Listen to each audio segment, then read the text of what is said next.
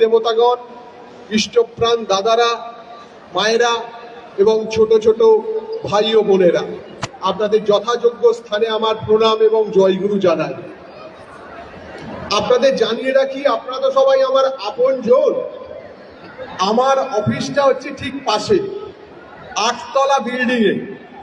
সেখানে এইমাত্র আমি মকবুলদা আর আমি গিয়েছিলাম, ওই অফিসে বসেছিলাম গিয়ে। 8তলা বিল্ডিং থেকে ইডেনের পুরোটা দেখা যায়। আমি গিয়ে মকবুলদাকে দেখালাম, দেখলাম যে ইডেনটা কানায় কানায় পূর্ণ। আমি দাদাকে বললাম, দাদা দেখুন আমাদের সৎসঙ্গীরাও এই নেতাজি ইন্ডোর স্টেডিয়াম কানায় কানায় ভর্তি করে দিয়েছে।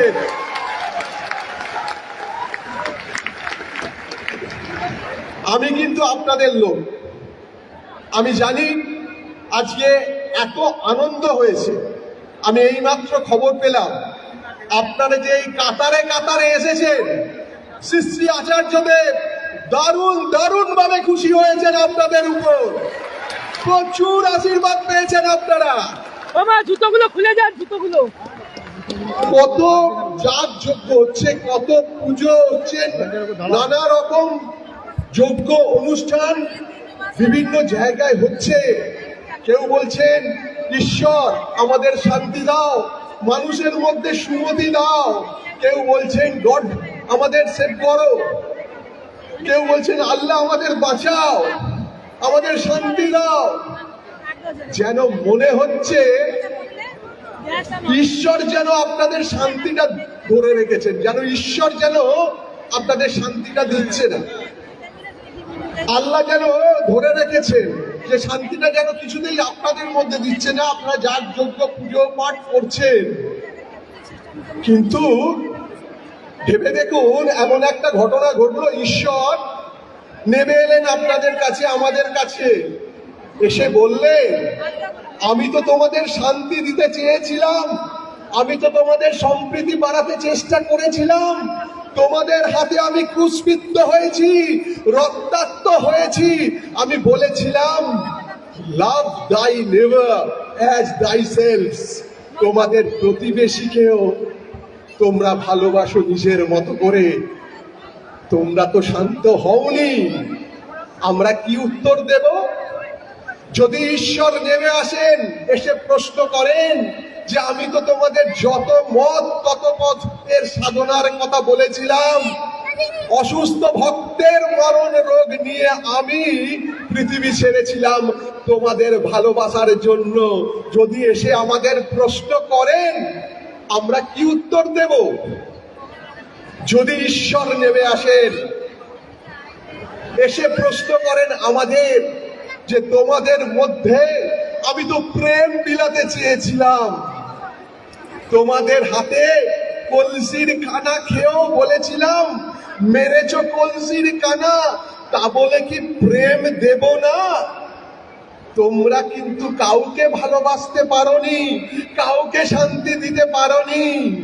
যদি প্রশ্ন করেন, এসে যদি ঈশ্বর নেমে আসেন, এসে প্রশ্ন করেন, আমি বলেছিলাম তোমাদের মরো না, মেরো না, পারো তো মৃত্যুকে অবলুপ্ত করো, সবাইকে ভালোবাসো, ভালোবাসা দিয়ে মানুষকে জয় করো। তোমরা সেটা বিশ্বাস করনি। আমার ভাব সমাধির সময় তোমরা জ্বলন্ত কয়লা আমার গায়ে দিয়ে দিয়েছিলে। যদি ঈশ্বর প্রশ্ন করেন, তাহলে আমরা কি উত্তর দেব? যে শান্তিটা ঈশ্বর আটকে রেখেছেন, না আমরা নিতে পাচ্ছি না? শান্তিটা আমাদের নিজেদের হাতে। ঈশ্বর আমাদের তার মতো করে আমাদের তৈরি করেছেন, আমাদের ভাবনা চিন্তা স্বাধীনভাবে চিন্তা করার শক্তি দিয়েছেন। আপনারা দেখবেন একই বাবার দুটি সন্তান, কিন্তু একজন বাবাকে অনুসরণ করে, বাবার মতো চলে, ধর্মের পথে চলে, আর একজন বাবাকে মানে না, যদিও তারা একই বাবার সন্তান। সুতরাং মানুষের মধ্যে ভালোবাসা যেমন দিয়েছেন, স্বাধীনভাবে চিন্তা করার শক্তিও ঈশ্বর আমাদের মধ্যে দিয়েছেন। আমরা ধর্মের পথে যাব কিনা কিংবা আমরা অধর্মের পথে যাব কিনা, এই স্বাধীন চিন্তা আমাদের করতে হবে। সমস্ত ঈশ্বর এসেছেন, যে সবাই বলেছেন যে মানুষকে ভালোবাসো, তোমার প্রতিবেশীদের ভালোবাসো, জীবে প্রেম করে যেই জন সেই জন সেবি যে ঈশ্বর, আমরা সবাই জানি।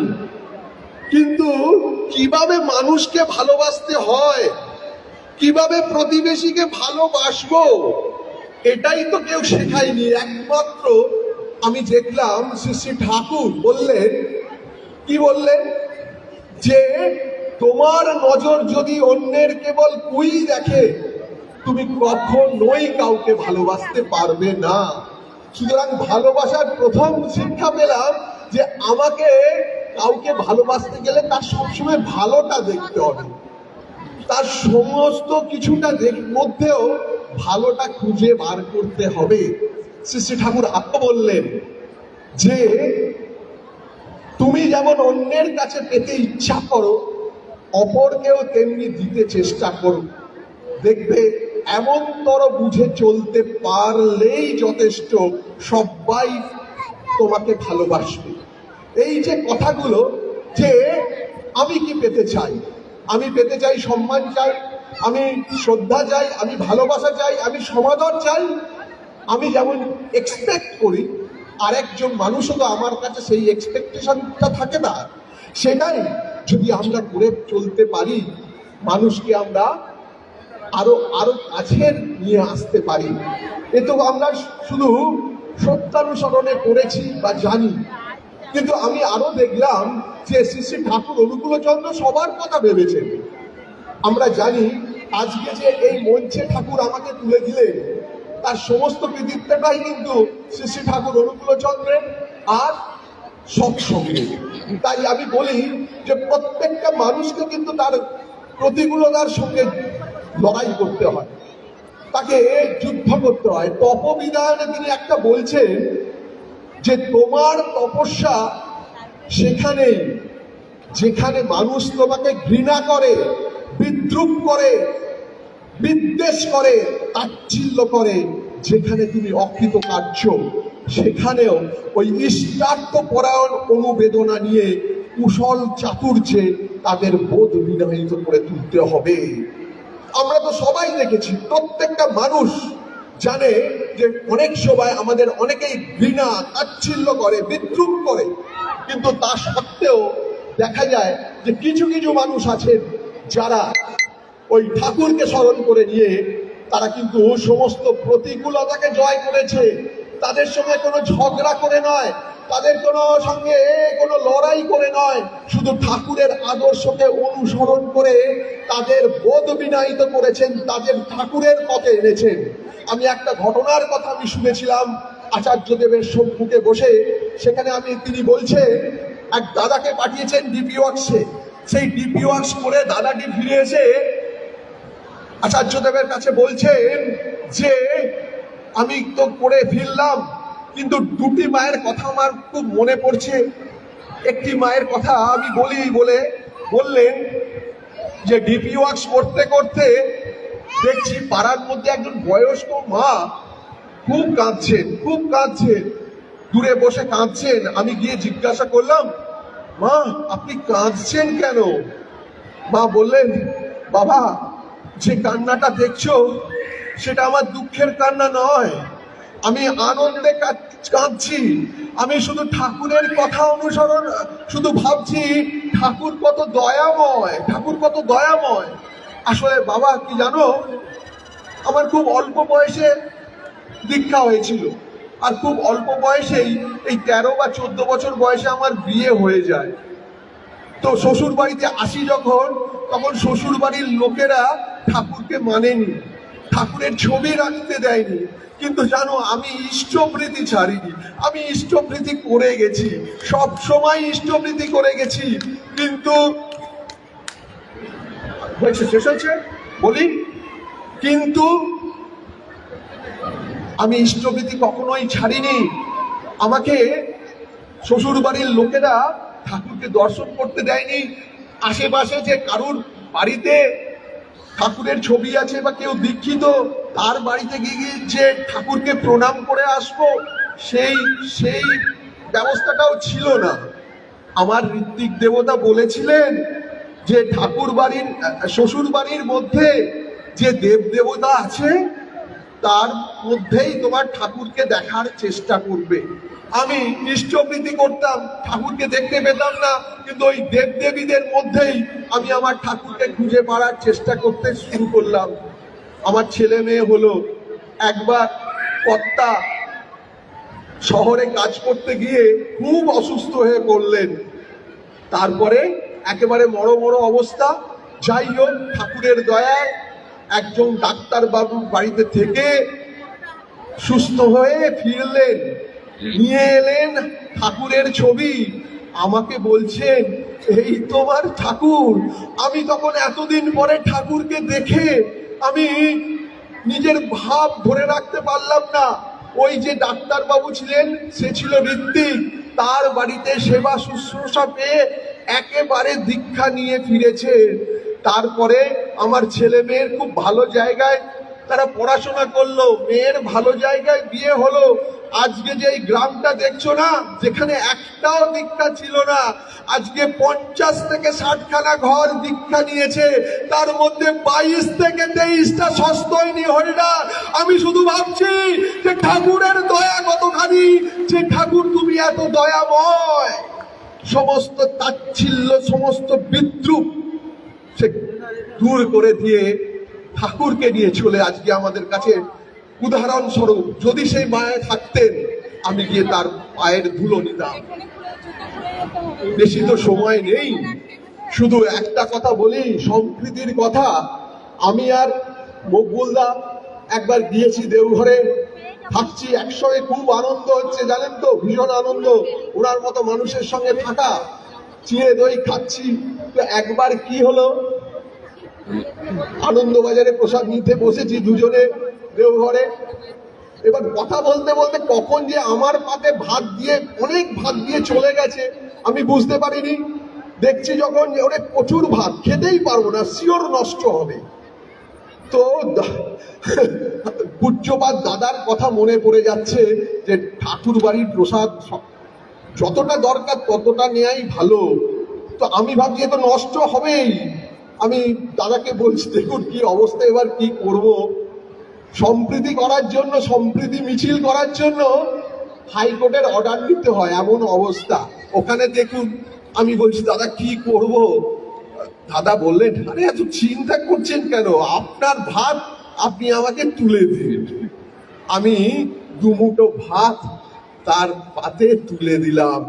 সবাই দেখলো যে সম্প্রীতিটা শ্রী ঠাকুর অনুকূলচন্দ্র দেখিয়ে দিয়ে গেছেন, যে দুটো ভাই পাশাপাশি বসে ভাত বিনিময় করে সমাজকে, সংসারকে দেখিয়ে দিল সম্প্রীতিটা ওই যদি এক আদর্শে আমরা থাকি। আর একটা সম্প্রীতির কথা বলে যাই, যেটা না বললে আমার খুব কষ্ট হয়, কারণ সম্প্রীতি দেখুন সবসময় এইভাবেই ঠাকুর দেখিয়ে দিয়ে গেছেন। আমি অ্যাডিশনাল ডিস্ট্রিক্ট জাজ ছিলাম তখন কোচবিহারে। 25শে ডিসেম্বর একদিন রাতে আমার বড় মা মারা গেলেন উলুবেড়িয়ায়। তো সেখানে রাত 2টোর সময় আমি ফোন পেয়েছি। কোচবিহার থেকে তখন আসতে পারার কোনো সুযোগ নেই, সকালে কোনো ট্রেন নেই, সেই দুপুরবেলায় সরাইঘাট আছে, সেটা ধরলে আমি পরের দিন মানে পরশুদিন সকালে পৌঁছবো। আর আমার বাড়ি ফেরা একান্ত দরকার, কারণ আমার জ্যাঠাইমার কোনো পুত্র সন্তান ছিল না, আমাকেই তার মুখাগ্নি করতে হবে। তো ওই রাতে ফোন করতে করতে তো সময় চলে গেল, সকালবেলা ভোর হয়েছে, ঘুমোতে পারিনি। ডক্টর গৌরাঙ্গ বিশ্বাস এসেছেন আমাকে থানকুনি পাতা দিতে। আমাকে দেখে বলছেন এ আপনার চোখ মুখের এমন অবস্থা, কি হয়েছে? আমি সব কথা বললাম তাকে, যে আমি কি করে এক্ষুনি বাড়ি পৌঁছতে পারি সেটা নিয়ে চিন্তা করছি। বলছেন দাঁড়ান দেখছি, বলে ফোন টোন করলো কাকে, বললো যে আপনি বেরিয়ে পড়ুন। একটা গাড়ি নিয়ে 3.5 ঘন্টায় আমি বাগডোগরা অফিসে, এয়ারপোর্টে এসে পৌঁছলাম। দেখলাম যে গুরু ভাই, যাকে আমি কোনোদিন দেখিনি, যার নাম শুনিনি, যার সঙ্গে কথা হয়নি, যার সঙ্গে টেলিফোনেও কথা হয়নি, সেই গুরু ভাই রমেশ সাহু আমার জন্য নিজের পকেট থেকে 7,500 টাকার টিকিট কেটে আমার জন্য দাঁড়িয়ে রয়েছেন এয়ারপোর্টের বাইরে। আমি গিয়ে জয়গুরু বলে টাকাটা দিয়ে টিকিটটা নিয়ে বিমানে চেপে 35 মিনিটের মধ্যেই ফিরে এলাম কলকাতায়। তখন ভাবলাম যে সব নেটওয়ার্ক বলতে পারে তুমি পরিষেবা সীমার বাইরে, এয়ারটেল, বিএসএনএল, ভোডাফোন সবাই বলতে পারে যে আপনি নেটওয়ার্ক সীমার বাইরে আছেন, কিন্তু সৎসঙ্গের নেটওয়ার্ক কখনো বলবে না যে আপনি পরিষেবা সীমার বাইরে রয়েছেন। আপনি পরিষেবা সীমার বাইরে রয়েছেন। সময় আজকে নেই, আমার অন্তর ভরে গেছে আপনাদের পদধূলিতে। জয় গুরু। জয় গুরু। এতক্ষণ আমরা সম্প্রীতির কথা,